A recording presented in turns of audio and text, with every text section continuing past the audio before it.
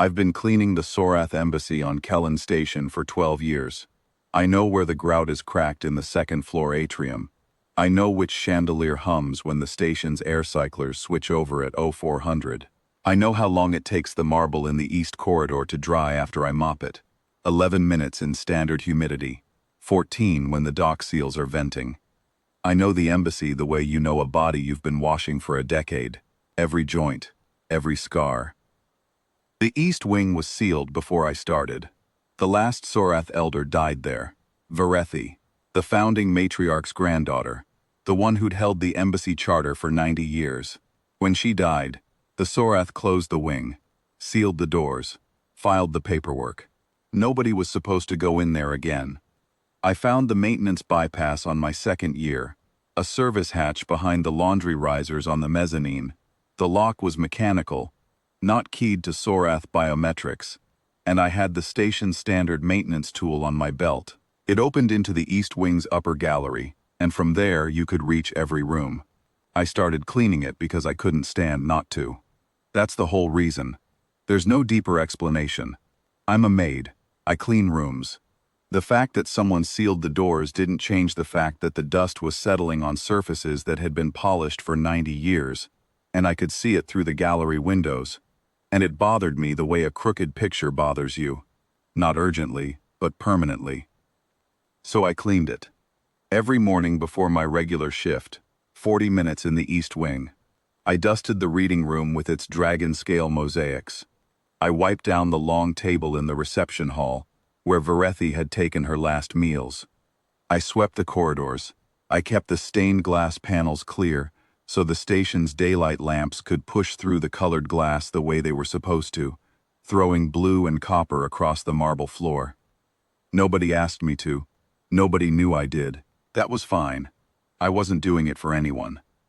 I found the egg on a Tuesday, in the 11th week of my 12th year. It was in the private chamber at the far end of the wing, Varethi's room, the one I always cleaned last. A section of tapestry had fallen from its rail and pooled against the far wall, and when I pulled it aside to rehang it, there was an alcove behind it that I'd never seen, recessed, about the size of a cabinet, and inside, sitting on a shallow stone cradle lined with something that might once have been cloth, was the egg. It was the size of a kettle, scaled like hammered iron, dark, almost black, with a faint bronze undertone that only showed when the light hit it from the side. I touched it and pulled my hand back. It was warm. Not room temperature warm. Body warm. The kind of warm that means something is alive inside, or recently was. I didn't know what it was.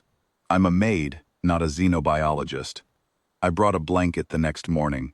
One of the old thermal wraps from the laundry overflow. Nothing fancy, just insulated fabric that the embassy had surplused out 2 requisition cycles ago. I folded it around the egg and tucked the edges under.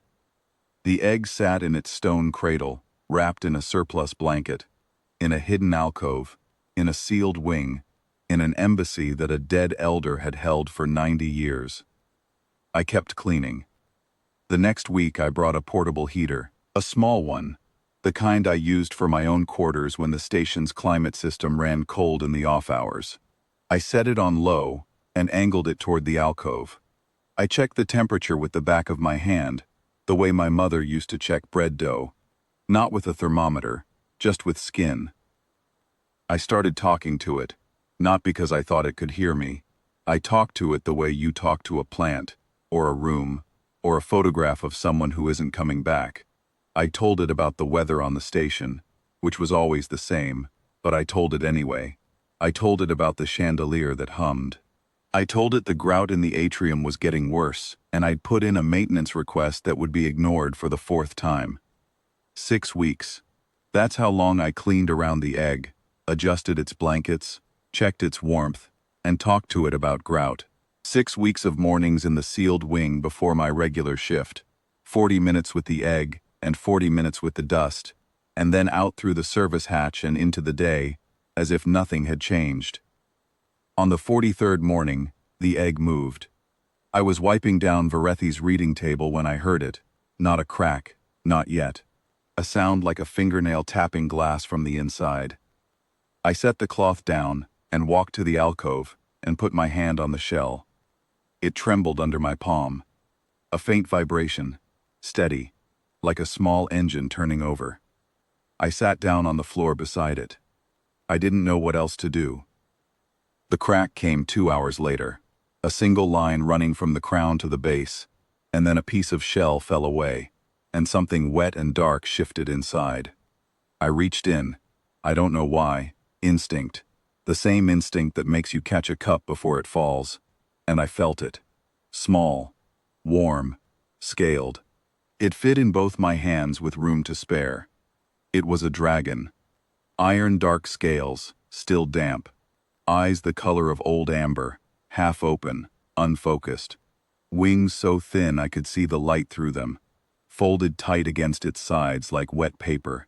It made a sound, not a cry, not a roar. A sound like a kettle singing on a low flame. It looked at me the way newborn things look at whatever is closest, without recognition, without judgment, just with the raw fact of being alive, and needing something it couldn't name. I wrapped it in my cleaning cloth. It was the only fabric I had. I held it against my chest and felt its heartbeat through the cloth. Fast, fragile, insistent. I fed it from a bowl. Protein mash from the embassy kitchen, the kind I made from leftover rations when the cooks discarded the trimmings. I warmed it with my hands and held the bowl while the hatchling ate. It ate like something that had been waiting a long time. 3 days later, the Sorrath came. Not soldiers, not a war flight. A matriarch, old, vast, iron-scaled and bronze-ridged, moving through the station's main corridor, with 4 attendants who walked a half-step behind her in silence. The kind of silence that isn't empty, the kind that means everyone nearby has decided, independently, to stop talking. They came to the East Wing. The supervisor let them in. The sealed doors opened for Sorrath biometrics, always had. I was sitting in Varethi's chamber with the hatchling asleep in my lap, wrapped in the cleaning cloth, when the matriarch came through the doorway. She stopped. The attendant stopped behind her. The matriarch looked at the hatchling, then at me. Then at the alcove, the stone cradle, the surplus blanket, the portable heater still set on low. She didn't speak for a long time. When she did, she spoke to the attendant on her left, in the old Sorrath tongue. Low, unhurried, the kind of voice that sounds the way deep water moves. The attendant answered. The matriarch looked at me again. "Who warmed it?" she said. "I did," I said. "For how long?" 6 weeks. The matriarch lowered her head. Not a bow, something older than a bow. The attendants followed, one by one, until all 4 had their heads lowered, and the matriarch's bronze-ridged crest nearly touched the floor. She told me, later, when I could hear it. The egg was the last viable clutch of the Sorrath founding line. Varethi had hidden it before she died, tucked it into the alcove, sealed the wing, and trusted that the stone cradle's thermal reservoir would hold long enough for someone to find it.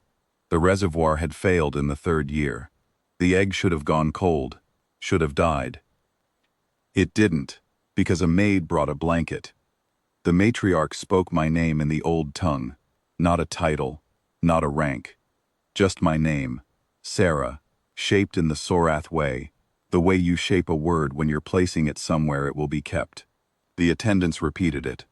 The hatchling stirred in my lap and made the kettle sound again, and the matriarch closed her eyes and listened to it the way you listen to something you were afraid you'd never hear.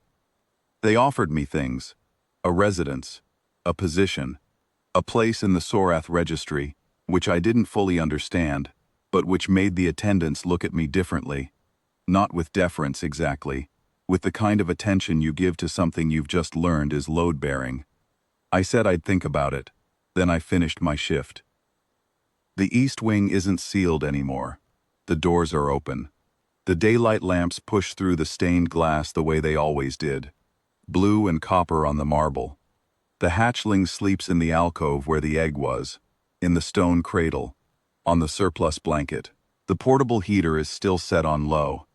I clean around it every morning, 40 minutes. Then I start my regular shift. The grout in the atrium is still cracked. I put in a fifth request last Tuesday. I don't expect it will be any different.